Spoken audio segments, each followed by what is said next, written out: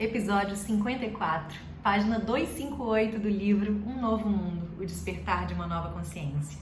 Agora a gente vai falar da terceira modalidade de ação desperta. A primeira foi a aceitação, o segundo, o prazer e a terceira, o entusiasmo. Enfim, existe outro modo de manifestação criativa que pode ocorrer àqueles que permanecem coerentes com seu propósito interior de despertar.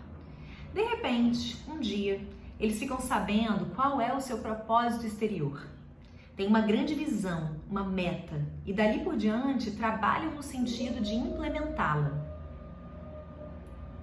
Tá tendo uma obrinha aqui em cima, aí se ele começar a fazer esses barulhos, a gente só respira junto no estado de presença e continua, tá bom?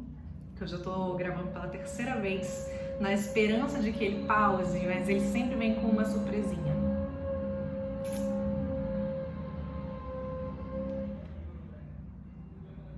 Acho que ele vai parar agora, tô sentindo.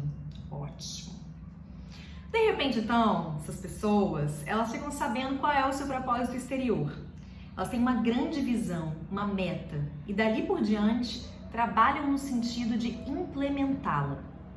Em geral, essa meta costuma estar ligada, de alguma maneira, a algo que eles apreciam e que já estão realizando numa escala menor. Então, geralmente tem a ver com uma coisa que a gente já gosta de fazer e que a gente já realiza numa escala menor, ainda não se deu conta de que esse é de fato o nosso propósito exterior. É nesse ponto que entra a terceira modalidade de ação desperta, o entusiasmo. O entusiasmo mostra que existe um profundo prazer no que fazemos e o elemento adicional de uma meta ou de uma visão em nome da qual a gente trabalha. Quando acrescentamos uma meta ao prazer proporcionado pela nossa ação, o campo energético ou frequência vibracional muda. Certo grau do que podemos chamar de tensão estrutural é agora acrescentado ao prazer e assim ele se transforma em entusiasmo. Interessante, né? A gente coloca uma meta e aí o prazer se transforma em entusiasmo. Porque o prazer pelo prazer, tudo bem, é maravilhoso. Mas se a gente coloca uma meta, a gente tem uma motivação real, né, para poder fazer aquilo. Fazendo isso que me dá muito prazer, que me traz essa aceitação de que eu estou no caminho certo, eu ainda tenho um entusiasmo, Deus dentro, eu estou vivo por dentro, no caminho de alcançar isso que eu estou me propondo a fazer, a construir.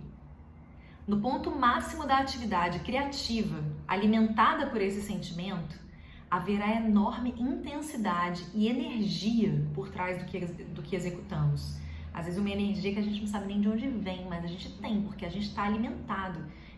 De fato, a gente não está trabalhando sozinho. Existe uma força muito poderosa, invisível, que não é invisível nada, porque a gente pode sentir ela muito, mas a gente não vê. Essa força é o grande mistério que está junto com a gente, dando essa energia, fortalecendo o tempo inteiro. Então parece que a gente não esgota assim, tá o tempo inteiro recarregado para poder fazer isso acontecer. Vamos nos sentir como uma flecha em direção ao alvo e sentindo prazer no trajeto. Prazer é um termômetro muito importante também para a gente saber se isso tudo faz sentido. Aos olhos de um espectador, pode parecer que estamos sob estresse contínuo, porém a intensidade do entusiasmo não tem nada a ver com tensão. Só nos estressamos quando nossa intenção de atingir a meta é maior do que a vontade que temos de fazer o que estamos realizando. Vou ler de novo.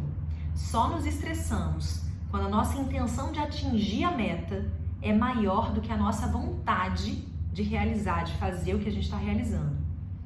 Nesse caso, o equilíbrio entre prazer e tensão estrutural se perde e essa última vence, a tensão. O estresse costuma ser um sinal de que o ego voltou e assim nos privamos da energia criativa do universo. Se tem ego, não tem essa energia criativa do universo que impulsiona, que dá esse entusiasmo pra gente. Em seu lugar, restam apenas a força e a tensão do desejo egóico.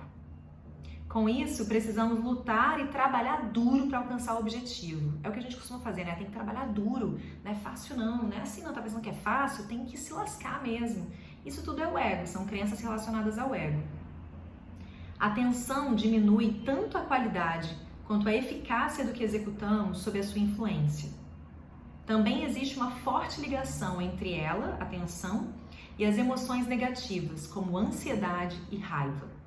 O estresse é tóxico para o organismo e vem sendo reconhecido como uma das principais causas das chamadas doenças degenerativas, entre as quais o câncer e os males cardíacos. Ao contrário da tensão, o entusiasmo tem uma elevada frequência energética e, assim, vibra em consonância com o poder criativo do universo. É aquilo que a gente já falou várias vezes aqui, né?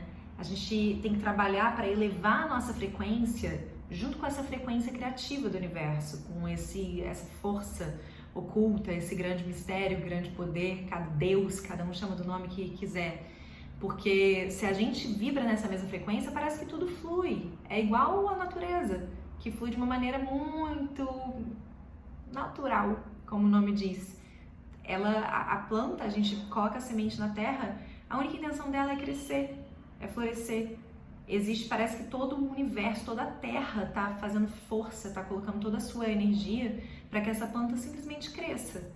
Quando a gente se alinha nessa frequência criativa do universo, todo o universo, toda a mãe terra também está colocando a sua potência, a sua energia, a sua força para que a gente floresça no que a gente está empreendendo. É a mesma coisa, é só alinhar a nossa frequência com essa frequência criativa. Bonito falar, né? Mas é fácil fazer também, é só a gente entender o caminho. Espera aí que eu me perdi. Sim, ao contrário da tensão, o entusiasmo tem uma elevada frequência energética e assim vibra em consonância com o poder criativo do universo. É por isso que Ralph Waldo Emerson disse: nada grandioso jamais foi alcançado sem entusiasmo. A palavra entusiasmo deriva do grego antigo, en e theos, que significa em Deus. O termo correlato enthousiasm corresponde a estar possuído em Deus, estar possuído por um Deus. Com o entusiasmo, descobrimos que não precisamos fazer tudo sozinhos. Na verdade, não existe nada importante que a gente possa executar sozinho. O fluir constante do entusiasmo produz uma onda... Ai, que lindo isso! O fluir... Minha mãe tá aqui na minha frente hoje, assistindo a leitura Princesa da Minha Vida. Quando terminar, eu vou chamar ela aqui pra aparecer. Na verdade, não existe nada importante que possamos executar sozinhos. O fluir constante do entusiasmo produz uma onda de energia criativa e tudo que temos a fazer então é aproveitá-lo. Olha isso, quando a gente está nessa frequência do entusiasmo, tem uma onda de energia criativa que flui junto com a gente, com tudo que a gente faz. A gente só surfa nessa onda. É algo muito maior do que a gente. A gente acha que a gente está fazendo tudo sozinho. Que ilusão, né? O entusiasmo confere um imenso poder ao que realizamos. Por isso, todos aqueles que não buscam o acesso a essa energia poderão olhar para nossas conquistas com assombro e equipará-las a quem nós somos. Nossa, essa pessoa conseguiu isso. Foi essa pessoa, foi tudo isso, essa grande equipe trabalhando junto. No entanto, nós conhecemos a verdade que Jesus ressaltou quando disse: de mim mesmo não posso fazer coisa alguma. Ao contrário do querer egóico, que gera oposição em proporção direta à intensidade do seu desejo, o entusiasmo nunca produz confronto. Ele não tem resistência. Ele só vai, não tem resistência. Sua atividade não cria vencedores nem perdedores. Eu quero ler isso de novo, para poder registrar na minha cabeça. Ao contrário do querer egóico, que gera oposição em proporção direta à intensidade do seu desejo. Quando a gente tem um desejo que vem do ego, a gente tem uma resistência no mesmo grau que é produzida por nós mesmos. O mesmo tanto que a gente deseja, ocultamente, inconscientemente, a gente também tem uma resistência para conseguir aquilo. É doido mesmo, é como o sistema trabalha. Só que o entusiasmo, ele nunca produz confronto. Sua atividade não cria vencedores nem perdedores. Ele se baseia na inclusão dos outros e não na sua exclusão. Não precisa usar nem manipular as outras pessoas, pois é a energia da criação propriamente dita e assim não tem necessidade de extrair energia de nenhuma fonte secundária. Enquanto o desejo do ego sempre tenta tirar de alguma coisa ou de alguém, o entusiasmo contribui com sua própria abundância. Quando encontra obstáculos na forma de situações adversas ou de pessoas que não cooperam, ele nunca os ataca. Ao contrário, ou os contorna, ou os cede, ou os aceita, convertendo a energia oposta numa energia útil, convertendo o inimigo num amigo. O ego e o entusiasmo não podem coexistir. Um implica a ausência do outro. O entusiasmo sabe para onde está indo, embora, ao mesmo tempo, esteja alinhado com o momento presente, a fonte da sua vitalidade, do seu prazer e do seu poder. Ele não quer nada, porque não sente falta de nada. Encontra-se num estado de unificação com a vida. E por mais dinâmicas que sejam as atividades inspiradas por ele, não nos perdemos nelas. Há sempre um espaço silencioso, mas intensamente vivo, no centro da ação, um núcleo de paz em sua essência. Ele é a fonte de tudo. Esse núcleo de paz, na essência dessa ação, é a fonte de tudo. E ainda assim, permanece intocado pelo que quer que seja. Por intermédio do entusiasmo, entramos em completo alinhamento com um princípio criativo que emana do universo. Quando a gente está nesse entusiasmo, a gente está em completo alinhamento com esse princípio criativo que emana do universo, sem, contudo, nos identificarmos com suas criações, isso é, com o ego. Quando não existe identificação, não existe vínculo, uma das maiores causas do sofrimento. Às vezes a gente está fazendo alguma coisa e a gente, a gente enxerga aquilo como parte da gente. É a visão do ego, né? Se aquilo não der certo, eu vou sentir como se parte de mim não estivesse fracassando. É a visão do ego. Já pelo entusiasmo não existe identificação, não existe vínculo, que é uma das maiores causas do sofrimento. Depois da passagem de uma onda de energia criativa, a tensão estrutural diminui novamente, enquanto o nosso prazer com o que estamos fazendo permanece. Ninguém pode viver num estado permanente de entusiasmo. Uma nova onda de energia criativa poderá surgir mais tarde e produzir um entusiasmo renovado. É igual o movimento das marés, do bater do coração, do próprio pulsar da Terra, né? Existe o movimento de expansão e contração, Isso é contínuo, é cíclico. A gente não está o tempo inteiro aqui. A gente vai fazendo esse ciclo. Quando o movimento de retorno, direcionado à dissolução da forma, se estabelece, o entusiasmo não nos serve mais, pois ele pertence ao ciclo de crescimento e expansão da vida. É apenas pela resignação que conseguimos nos alinhar com o movimento de retorno, a jornada de volta ao nosso lar. Tudo isso ele já falou aqui, por isso que ele está passando sem explicar. Resumindo, o prazer com aquilo que realizamos, combinado a uma meta ou visão para a qual trabalhamos, transforma-se em entusiasmo. Embora tenhamos um objetivo, o que estamos fazendo no momento presente tem que permanecer como ponto focal da nossa atenção. Eu sei que eu quero chegar lá, mas para chegar lá com entusiasmo, nesse estado de presença, eu preciso estar completamente aqui no momento que eu estou agora. Quando eu der o próximo passo, eu vou estar no próximo passo. Caso contrário, não estaremos mais em sintonia com o propósito universal, que é a gente estar presente, estar no agora.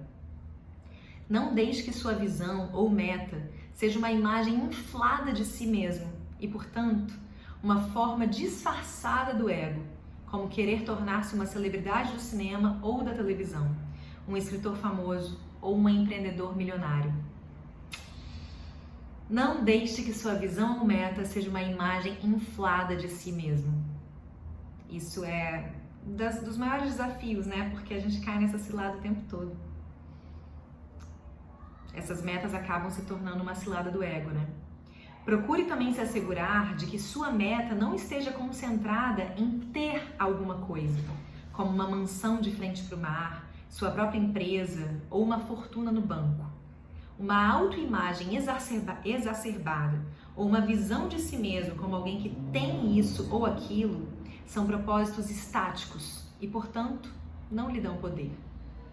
Ter esse enraizamento na matéria te torna estático, e isso nessa visão macro não é sinônimo de poder.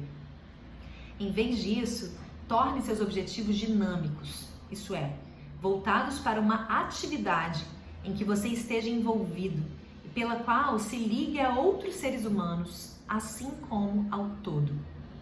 Em lugar de se ver como alguém famoso, imagine que seu trabalho está sendo a fonte de inspiração para um grande número de pessoas e enriquecendo a vida delas. Que lindo, né? Ai, que lindo! Em lugar de se ver como alguém famoso, imagine que seu trabalho está sendo a fonte de inspiração para um grande número de pessoas e enriquecendo a vida delas. Observe como essa atividade aprimora ou aprofunda não apenas a sua vida, como a de muita gente. Sinta-se como uma abertura pela qual a energia flui da origem não manifestada para toda a vida, em benefício de todos. Olha só, essa visão, a gente como sendo uma abertura pela qual a energia flui dessa origem não manifestada para toda a vida, em benefício de todos. Quer a gente tenha consciência, quer a gente tenha conhecimento disso ou não. Tudo isso requer que sua meta ou visão já seja uma realidade dentro de você, no nível da mente e do sentimento. O entusiasmo é o poder que transfere o projeto mental para a dimensão material. O projeto mental para a dimensão material, através do entusiasmo. Esse é o uso criativo da mente. E é por isso que, nesse caso, não há envolvimento do querer. Você não pode manifestar o que quer, só é capaz de expressar o que já tem. Aí eu escrevi aqui embaixo: eu preciso sentir que já tenho algo para que isso se expresse na matéria. A gente sente de verdade. Você não pode manifestar o que quer, só é capaz de expressar o que já tem. Embora possa conseguir o que deseja por meio de muito trabalho e estresse, essa não é a maneira de ser da nova terra. Jesus nos deu a chave para o uso criativo da mente e para a manifestação consciente da forma, quando disse: por isso vos digo, tudo o que pedirdes na oração, crede que tendes recebido, e ser-vos-á dado. Essa linguagem é um pouco difícil de entender, traduzindo aqui para a nossa fala mais coloquial, por isso eu digo a vocês, tudo que vocês pedirem na oração, acreditem que vocês já têm, já receberam isso, e aí isso vai ser dado para vocês. Muito obrigada pela companhia. Mãe, vem aqui, mãe. Vem aqui, mãe. Cuidado pra não encostar, senão vai cair tudo. Essa é minha deusa da minha vida. Muito obrigada pela companhia e até amanhã.